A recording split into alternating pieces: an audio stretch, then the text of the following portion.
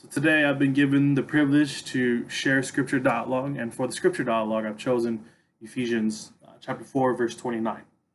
Here's what it says. It says, "Do not let any unwholesome talk come out of your mouths, but only what is helpful for building others up according to their needs, that it may benefit those who listen."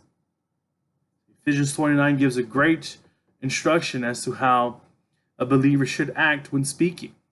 Paul does well to charge the believers at the church of Ephesus when he writes these words, advising them to be careful of their speech as he's speaking to them or writing to them about unity among believers in the church.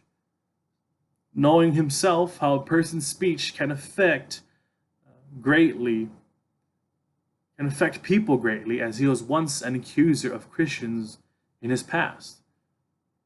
So Paul knows all too well the weight of the words, a person's words, and how those words can affect a person or a people group, whether negative or positive. Therefore, with this knowledge, he expresses to his fellow believers in Ephesus to be cautious when speaking.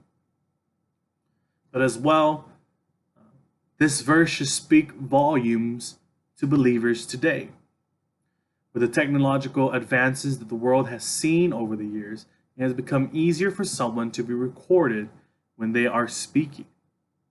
These advances have allowed for one person's word to be taken out of context and used against them. And sadly, we've seen that played out or been done over and over again.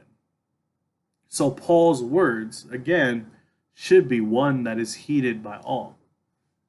However, even more so for a believer. Because a believer is to be set apart from the world, as told in Romans 12:2. As well, in 1 Peter 1:15-16, a believer is to be holy in their conduct, for their God is holy. Furthermore, believers have been given a commandment by Jesus in Matthew 28. And in order to be able to fulfill that commandment, they must not let corrupting talk come out of their mouths. In this same sense, when sharing the gospel, a believer must also practice speaking truths, speaking words that will build up an individual when they are not sharing the gospel, such as when they are just having a casual conversation with another person. In that conversation, we must, or believers must, speak truths, must speak words that will build up the individual, not words that will harm them.